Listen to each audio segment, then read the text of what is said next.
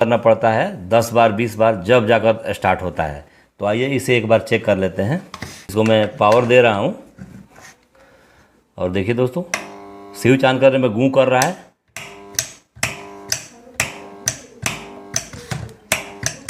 Bar bar switch on करने पर भी नहीं चल रहा है और कभी कभी ऐसे ही स्टार्ट हो जा रहा है 2-4 बार 10 बार स्विच ऑन ऑफ करने पर। कस्टमर का भी यही कहना है। तो ये प्रॉब्लम जो बार बार स्विच ऑन ऑफ करने पर मोटर स्टार्ट हो, तो उसमें प्रॉब्लम ये होता है दोस्तों कि कभी कभी ऐसा होता है कि इसका बेयरिंग और जाम हो जाते हैं, जिससे मोटर बिल्कुल फ्री नहीं रहता है जब ये प्रॉब्लम होता है। और दूसरा कारण ये है कि दोस्तों, ये जो आप देख रहे हैं इसकी कैपेसिटर, ये कैपेसिटर है, ये वीक या ख़राब हो जाने से इस प्रकार का प्रॉब्लम आने लगता है। और तीसरी प्रॉब्लम ये होता है कि अंदर मोटर के कॉइल से कोई गड़बड़ी आ जाती है, फिर भी ये प्रॉब्लम होता है। तो आइए इन सभी प्रॉब्लम में देखा जाए कि कौन सी प्रॉब्लम इस मोटर में है। तो इसके लिए सबसे पहले इसके जो बैक कवर है इसको खोलना है दोस्तों।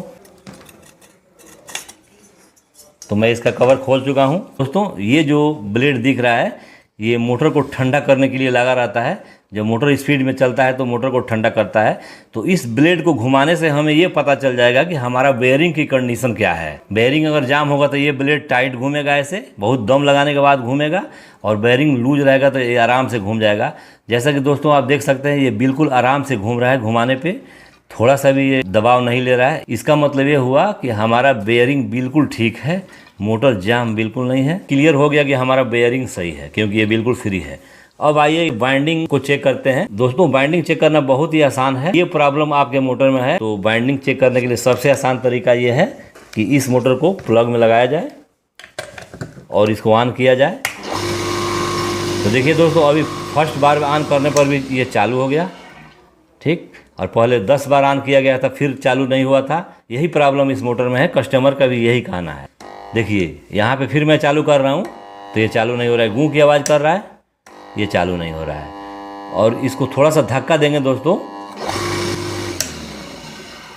तो यहाँ पर ये धक्का देने पर, उंगली से घुमाने पर बिल्कुल चालू हो जा रहा है और अच्छी तरह चल रहा है। तो ये साबित कर रहा है कि हमारे मोटर की बाइंडिंग बिल्कुल ठीक है। अब तीसरी बात दोस्तों, हमारा कैपेसिटर पर ध्यान जाता है। तीसरा फॉल्ट ये कैपेसिटर से होता है। तो आइए दोस्तों, यहाँ पे तो हमें 100% मालूम हो गया कि हमारा कैपेसिटर ही खराब है।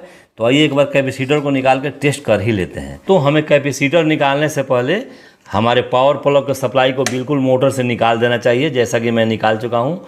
इस बॉडी में बिल्कुल करंट नहीं रहना चाहिए। तो आइए इस कैपेसिटर को खोल लेते हैं। तो देखिए दोस्तों, ये लग रहा है कि मोटर के साथ वाला ही कैपेसिटर है। ये 10 MFD का 440 वोल्ट का रन कैपेसिटर है दोस्तों, जो कि हाफ HP मोटर में लगता है। तो दोस्तों यहाँ पे कैपेसिटर भी कोई चेक किया है लग रहा है, क्योंकि यहाँ पे ज्वाइंट मारा गया है।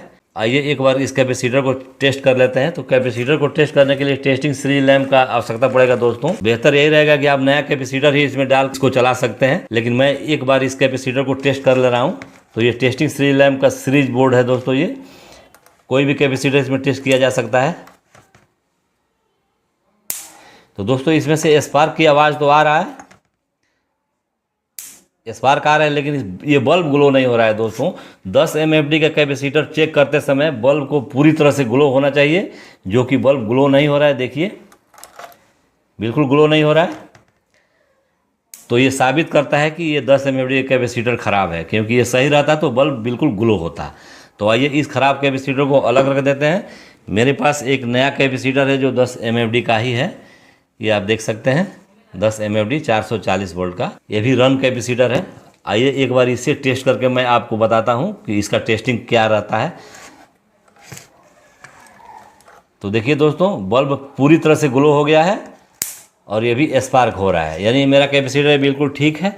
तो आइए दोस्तों एक बार इस मोटर में कैपेसिटर लगाकर चेक करते हैं। तो कैपेसिटर वाले वायर में, इस कैपेसिटर के वायर को कोई भी वायर किसी में हम जोड़ सकते हैं। इसमें निगेटिव, पॉजिटिव, माइनस और प्लस नहीं होता है। कैपेसिटर इसमें मैं लगा दिया हूँ। ये कैपेसिटर थोड़ा इस कैपेसिटर की अपेक्षा पतला है और छोटा भी है दोस्तों, इसलिए इसके होल्डर में ये ढीली पड़ रहा है। तो इसके लिए हमें यहाँ पे एक मोटा पेपर लपेट कर इसमें डाल देना है ताकि ये बिल्कुल टाइट हो जाए। फिलहाल में मैं ऐसे ही इसे चेक करता हूँ। तो अब मैं इसे पावर सप्लाई में लगा रहा हूँ। ये पावर प्लग है। अब हमें देखना है कि हमारा मोटर एक बार स्विच ऑन करने पे स्टार्ट हो रहा है कि नहीं। तो फ्रेंड्स ये मोटर बिल्कुल एक बार स्विच ऑन करने पर स्टार्ट हो जा रहा है, ये था कभी कभी स्टार्ट नहीं हो रहा था। तो दोस्तों इस तरीके से आप इस फॉल्ट को बहुत ही इस वीडियो से कुछ नॉलेज हासिल किए होंगे। दोस्तों अगर वीडियो पसंद आया हो तो इसे लाइक कीजिए और अपने दोस्तों में भी शेयर कीजिए। और हाँ, अगर मेरे चैनल में आप नए हो तो इसे सब्सक्राइब करके साइड का बेल आइकॉन और ऑल ऑप्शन जरूर दबाएं ताकि मेरे वीडियो का नोटिफिकेशन सबसे पहले आप तक पहुंचे। तो फिर मिलते हैं नेक्स्ट वीडियो में।